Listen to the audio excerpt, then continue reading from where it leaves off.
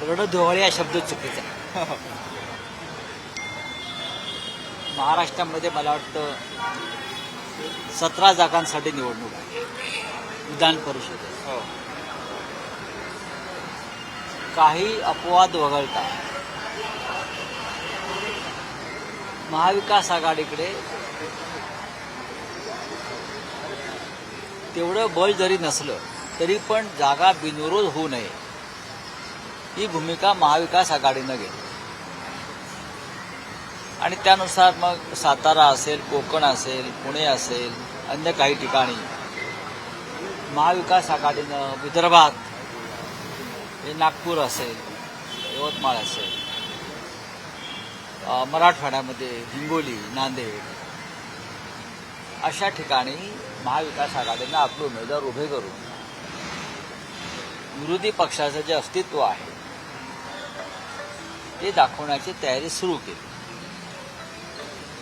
पण रणधुमाळी ही महानगरपालिका निवडणुका किंवा विधानसभा, लोकसभा आणि आता ग्रामपंचायतीत सुद्धा राज्याचे मुख्यमंत्री, उपमुख्यमंत्री विमानं घेऊन फिरतात, चार्टर, हेलिकॉप्टर, त्याच्यामुळे तिथे रणधुमाळी असते. विधान परिषद निवडणुका ज्या अत्यंत गोपनीय पद्धतीने, ज्याची रिझर्व्ह बँक मोठी, बरं, त्याची रणधुमाळी जास्त हे मी पाहतो. पण नाशिकमधलं म्हणाल तुम्ही तर नाशिकमध्ये काय होतं पाहू. मी पण लढवय्ये म्हणून तुमच्याकडे बघितलं आता शिवसेनेकडे, आपण माघार काय घेतली साहेब? यावर खूप मोठे प्रश्न उपस्थित होते. खरं दोन उमेदवारांनी अर्ज घेतले होते आपल्या. एक सांगतो की या विधान परिषदेच्या संदर्भात यावेळेला मी सक्रिय नव्हतो, मी नाही आहे, मी दुसऱ्या कामात होतो.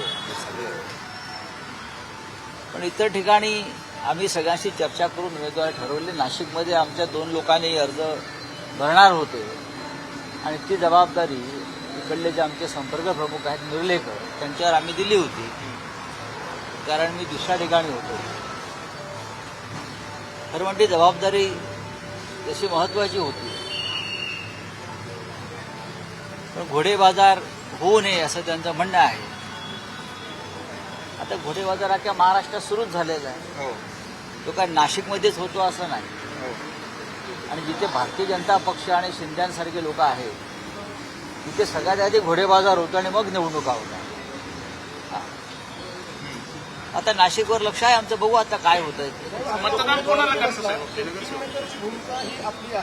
आमच्याकडे तेवढी मतं आहेत. माननीय शिवसेना पक्षप्रमुख या संदर्भात आमच्या नगरसेवकांना, मतदारांना काय भूमिका घ्यायला सांगतात ते तुम्हाला लवकरच सांगेल. पण ही चूक झाली आहे? नाही, चूक नाही, ही चूक नाहीये. याला चूक मी म्हणणार नाही. याचं कारण असं की लोक ही निवडणूक एवढी एकतर्फी दिसत होती की कोणी असं फार उत्साहानं पुढे लढण्यासाठी आले नाही. म्हणजे खरं म्हणजे माझ्या आणि दत्ताजींची चर्चा झाली अनेकदा, कुणी लढायला तयार आहे का. पण जी तफावत आहे त्या तफावतीमुळे कोणी फार पुढे येण्यासाठी उत्सुक दिसले नाही. पण वसंत भाऊ आहे, त्यांनी अर्ज पण घेतलेला होता. आता वसंत भाऊ आहे, त्यांना विचार. माजी आमदार अनिल कदम होते, नाही म्हणले नंतर ते. अर्ज आणणं आणि अर्ज भरणं यात फरक आहे ना. पक्षाच्या आदेशानं अर्ज नक्कीच नॉमिनेशन फॉर्म त्यांनी आणले होते, पण शेवटी तो उत्साह असायला पाहिजे, तो दिसला ना. साहेब, समोर महायुतीकडून शिंदे शिवसेनेचे उमेदवार आहेत आणि असं असताना आपण त्यांना बाय दिला का अशी चर्चा, कारण आपण देखील बोलून दाखवलं की कुठेतरी त्याची वेळ. मला तसं वाटत नाही. निर्लेकर साहेबांचं काही गणित चुकतंय मला तसं वाटत नाही. ही निवडणूक फक्त नाशिकपुरती आहे का? नाही, महाराष्ट्रात बऱ्याच ठिकाणी निवडणुका आहेत.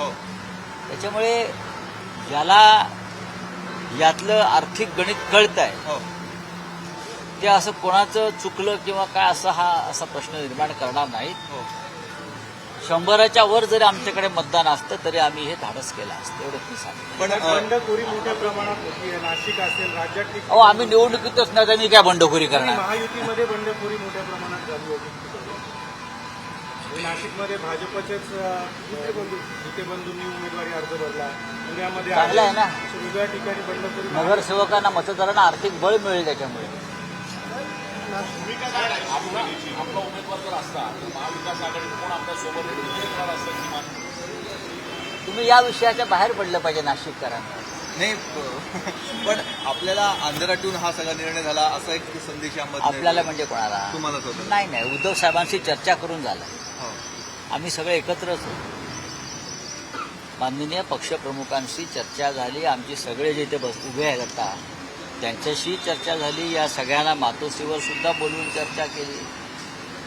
पण मी स्वतः या मताचा होतो की 17 विधान परिषद निवडणुका या काही राज्याच्या राजकारणाला कलाटणी देणाऱ्या निवडणुका नाही आहेत.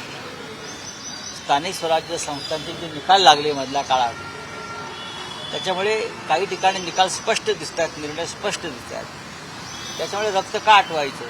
हार ज्या कोणाला लढायची इच्छा आहे ते लढतील.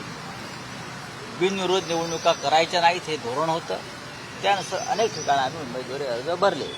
नाशिकमध्ये जर कोणी स्वतःहून पुढे आलं असतं तर नक्कीच आम्ही त्याच्या मागे उभे राहिलो असतो.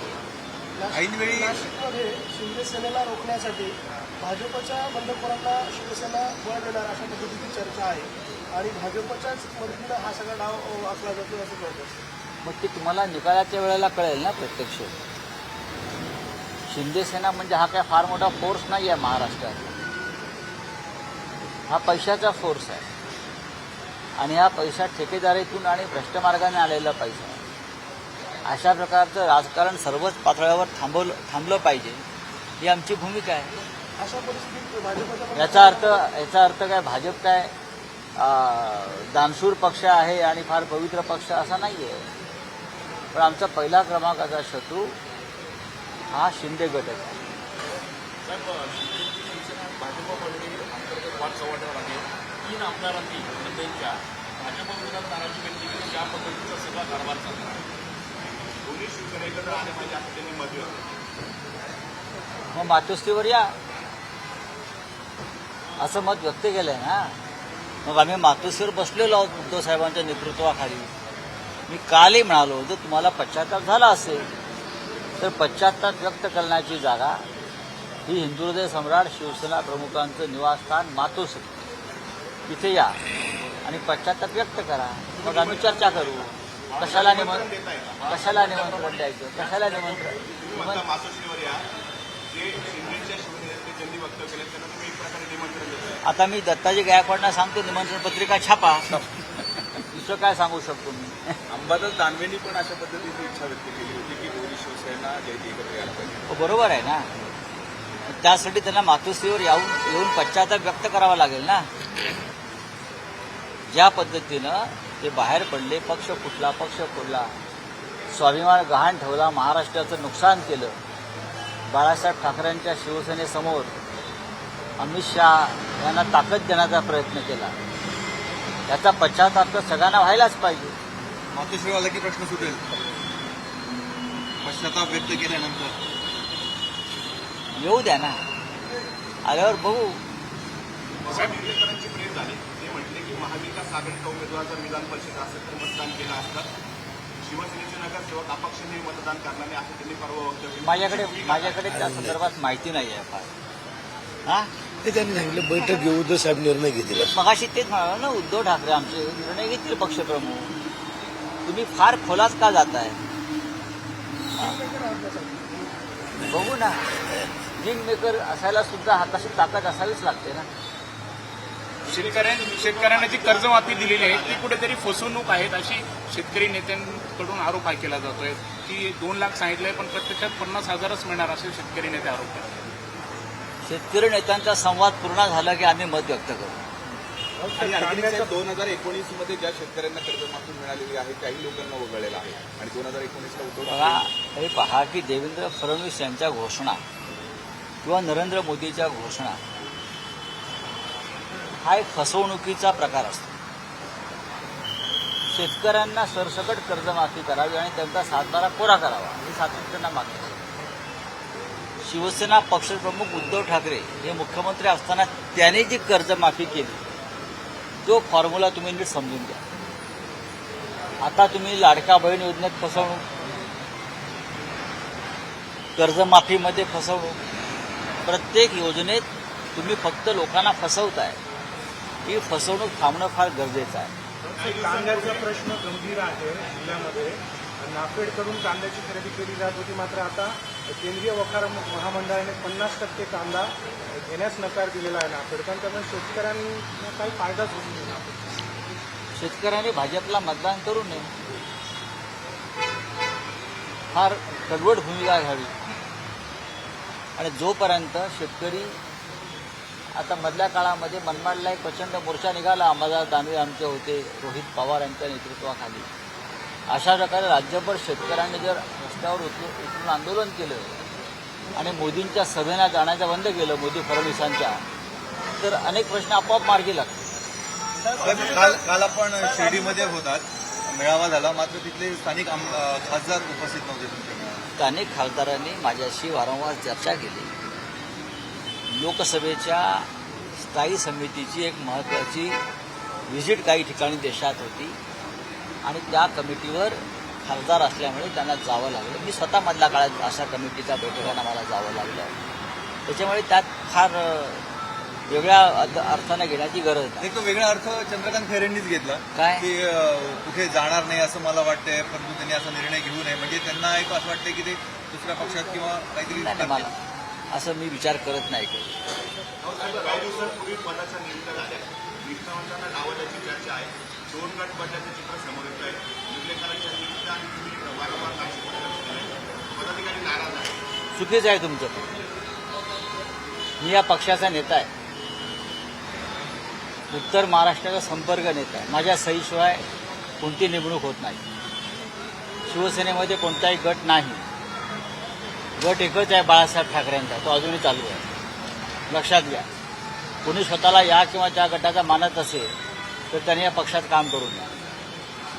रोहित पवारांनी जो आरोप केला आहे की एमएलसीच्या एका जागेसाठी 50 कोटी रुपये घेतले जात आहेत, त्याच्याशी सहमत आहात?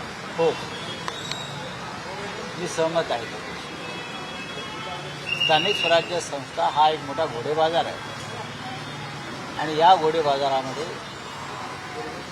सगळ्यांना उतरणं जमत नाही. त्याच्यामुळे अनेक चांगल्या कार्यकर्त्यांना या निवडणुकीपासून लांब राहावं लागतं. आता तुम्हाला नाशिकमध्येच कळेल, नाशिकमध्येच तुम्हाला घोडेबाजार काय आहे तो कळेल. काही पदाधिकाऱ्यांमध्ये महिलांच्या लैंगिक शोषण प्रकरणी त्या संदर्भात नाही, नक्कीच तुम्ही ज्यांच्याविषयी म्हणताय ते सूर्यवंशी डीजी माझ्याजवळच उभे आहेत. त्या संदर्भात आम्ही आता चर्चा करू. चला, थँक्यू. या निवडणुकीमध्ये नाशिकचे आपले मतदार आहेत, नगरसेवक, ते कोणाला नेमकं मतदान करतील? आता जी नाशिकची विधान परिषद निवडणूक कधी आहे? 18ला. निवडणूक 18 तारखेला आहे ना. मग 18 तारखेला सकाळी 8 वाजता नगरसेवकांना कळवलं जाईल. अभिनेता गिरीश कुलकर्णी यांनी असं म्हटलंय की राजकीय पक्षांनाच भूमिका उरलेली नाहीये, सहिष्णुता हरवली आहे, नवीन संहिता लिहिणे कठीण झालंय. प्रश्न विचारला की अरे रवी, संवाद साधायचा कसा, अशा स्वरूपाची खंत देखील त्यांनी व्यक्त केली. मी त्यांचं भाषण ऐकलं आणि वाचलं. दक्षिणेतले अभिनेते ज्या प्रकारे भूमिका घेतात किंवा पश्चिम बंगालमधले अभिनेते ज्याप्रमाणे भूमिका घेतात किंवा एकेकाळी या देशामध्ये बलराज सहानी, एन.के. हनगल, नसरुद्दीन शहा अशा अनेक कलावंतांनी घेतलेल्या भूमिका राजकीय आणि सामाजिक या अत्यंत महत्त्वाच्या आहेत. कलावंतांनी निर्भयपणे जर लोकांचं नेतृत्व केलं तर त्यांच्यावर अशा प्रकारचं भाषण करण्याची वेळ येणार नाही. दक्षिणेमध्ये अनेक अभिनेत्यांनी भूमिका घेतल्यामुळे ते सत्तेवर आले. ताजं उदाहरण विजय थलपती, त्याने एक भूमिका घेतली आणि त्या भूमिकेला लोकांनी पाठिंबा दिला. त्यासाठी संघर्ष करण्याची तयारी पाहिजे. कमल हसन यांनी भूमिका घेतली, ती आज राज्यसभेत त्यांची भूमिका मांडत असतात. अनेक कलावंत आहेत. शबाना आझमी यांनी भूमिका घेतली, जावेद अख्तर भूमिका घेतात. भूमिका ही अत्यंत निर्भयपणे घ्यायची गोष्ट आहे, चर्चेची गोष्ट नाही. आम्ही भूमिका घेतो आणि लढतो, लढावं लागतं त्यासाठी. धन्यवाद. अधिकारी आहे वैशाली माने, त्यांनी गृह विभाग आणि पोलीस महासंचालकांवर आरोप केलेले आहेत. महिलांना IPS अधिकारी महिला ज्या आहेत त्यांना तुम्हाला त्यांना आपण विशेष प्रकार में तुमच्या दिल्ली का नाम आया चार्जशीट में, किसका उनके दिल्ली का नाम है चार्जशीट में निराधार प्रकरण पे, तो उसके ऊपर क्या करेंगे? मैं क्या कहूँ, कमिश्नर को पूछो ना, पुलिस कमिश्नर या जो एजेंसी जांच कर रही है, आप ये सवाल उनको पूछना चाहिए।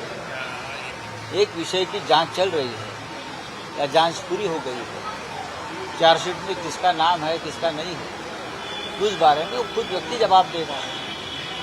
मुझे जिस बारे में पता नहीं है तो मैं कैसे जवाब दूँ, मैं अन्याय नहीं करूँगा किसके ऊपर। मोदी देशाची फसवणूक करतात असं होय. दाखवा आधाराने म्हटलंय. मोदी देशाची फसवणूक करतात असं दाखवा आधाराने म्हटलंय.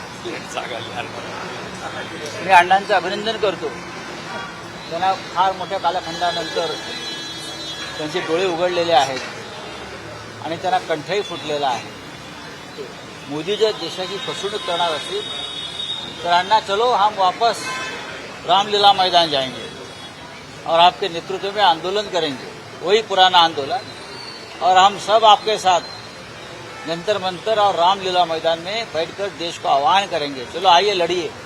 सर देखिए तृणमूल कांग्रेस के खिलाफ, तृणमूल कांग्रेस में ममता बनर्जी के खिलाफ बगावत हो रही है और 2 डिवीजन होने की जो महाराष्ट्र में हुआ वही तृणमूल के बारे में पश्चिम बंगाल में अमित शाह करने जा रहे हैं। ये उनकी हॉबी है, किसी भी राज्य को अस्थिर रखना, और मैं सब कुछ खरीद सकता हूँ सत्ता के बल पर, ये दिखाना, ये उनकी हॉबी है।